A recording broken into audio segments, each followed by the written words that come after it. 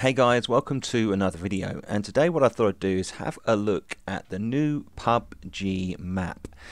Now on its Wikipedia, this is called Map 4, the Southeast Asian map, and it's actually smaller than the other two Erangel and Miramar maps, and it is split into 3 islands you can see here. And what I'm going to do is have a look at different locations, get in close and see the types of building, the types of land.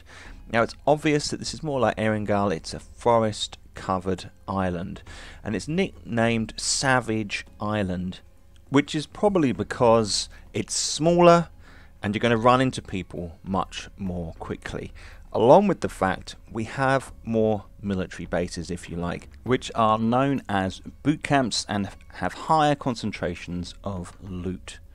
Let's take a closer look at the map. Savage Island is split up into 3 separate isles connected by bridges. The northwest island is the smallest area, but it has a boot camp, the manufacturing district, and also this mountain, the highest point on this new map. The right hand side, the eastern island, has its own boot camp, the abandoned resort, the training centre, which could be in a sense the new school, and also another range of smaller locations which we'll look at later. And we have the southern island, which is in the west, and that has a boot camp too. So every island has a boot camp where you can find a concentrated area of loot, but this one also has the commerce district and the swamp temple, which has yet to be properly designed. The textures are not quite finished yet. In fact, it's worth pointing out at this stage that there are some areas of the map which aren't finished, but I'm sure they'll get those textures in as soon as possible. So let's have a look at the training center. It's in the middle of the map. It's got the most loot. It's probably the focus of the highest number of players landing. It's got lots of concrete structures, themed areas like shooting ranges. We've got warehouses. We've got all sorts of structures, fences, wire fences. I mean, the main thing you'll see at the training centre are these large concrete walls. There's very little dressing. And some of the textures aren't quite complete yet. There aren't that many places to gain cover when you're moving from one building to the next, but this is a great deathmatch area. Get lots of people landing here, fighting it out. The surfaces are harsh, so you can hear people coming.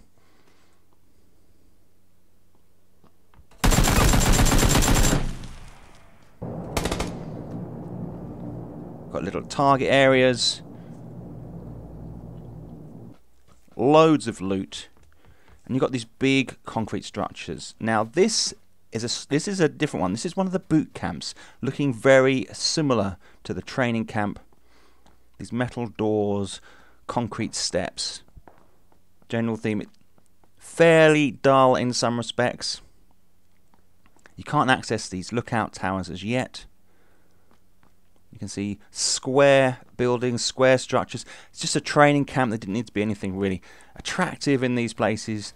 You've got people coming in. This is an island that was a resort and is now used for this military conflict.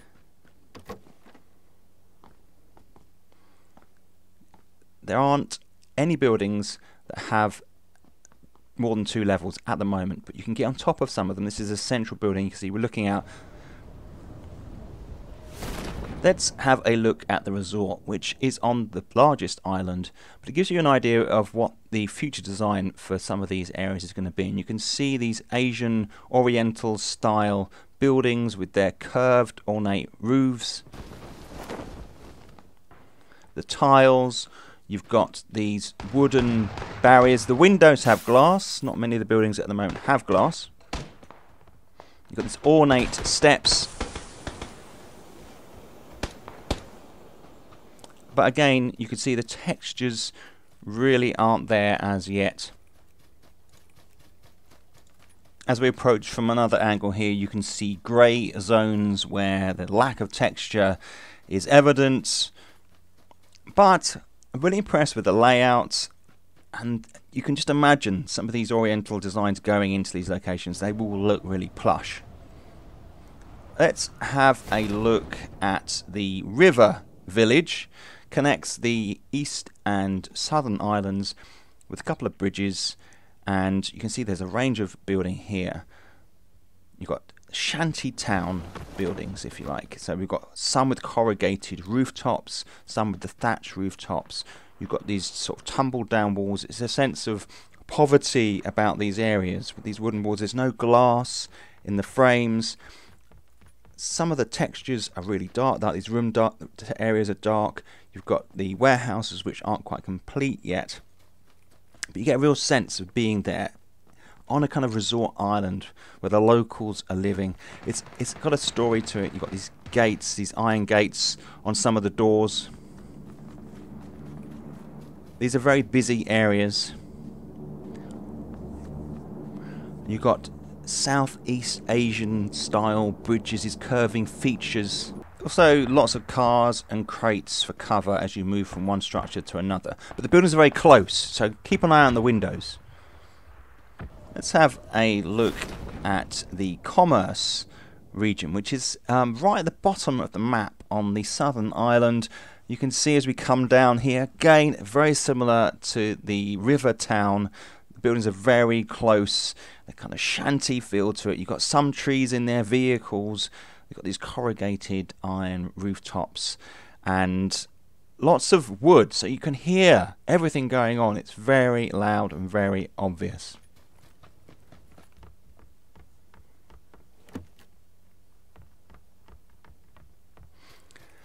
On the eastern island is what's called the dock. Pretty evident kind of industrial area where people are shipping stuff out, storing stuff. You've got these high fences that have been busted in. Again, more of these concrete walls. As you get in, you'll see the crane complex, a huge structure designed for moving cargo onto the merchant ships. In fact, there is one docked currently which you can get onto, we'll have a look at in a minute. And then you've got all the cargo containers littered around in the dock area. These have some really good loot as well, worth checking, but it's a really nice little deathmatch arena there as well. Here's the merchant vessel. It's got some of its cargo loaded in.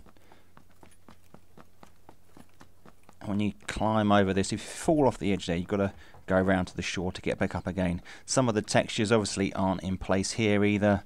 But you've got a nice selection of cargo containers that have a very high concentration of loot. Definitely worth checking those out. This is Banyan Grove on the eastern island, virtually in the middle. It's like a group of stones, a circle nestled into a little recess there, surrounded by a collection of shanty buildings. See these ones with the thatch rooftops. It's really nice to have these site-specific locations that are actually looking like an Asian environment. The immersion is better. It makes it more enjoyable and not so generic.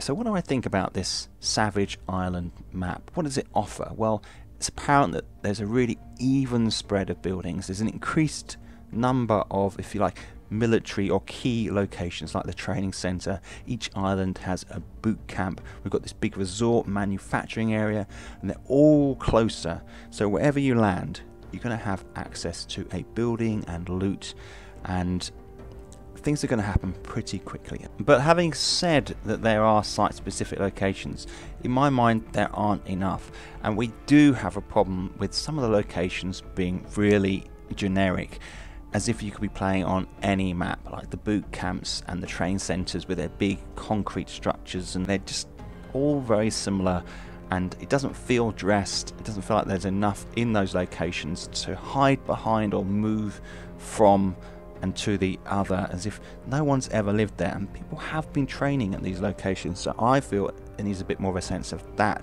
But again, this is another high quality product brought to us by PUBG, and they're trying to satisfy people's needs, and based upon the feedback from the last map, Miramar, They've reduced distances, added more cover, and I think people are going to be happier with Savage Island.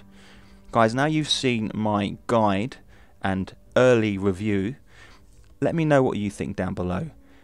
You can get access to this game if you go to their website. It's limited for the moment. So guys, thanks for watching. Hope you don't mind. There is a short advert after this video which talks about my Redbubble store. Guys, thanks for watching, and I'll see you soon. You may not know that I have a Redbubble shop. There are a range of products I've created based on games including DayZ, The Forest, Subnautica, and Ark Survival Evolved. I don't have Twitch subs or channel sponsorship, and I receive a small token amount from my YouTube broadcaster, despite the excellent hardcore guys and girls who support my videos. Any Redbubble sales not only financially support my time and the hours that go into making my videos, but also you receive a quality product at the end of it. The link to the store is below. Even if you don't fancy buying anything, liking products in the store really helps. Thanks guys.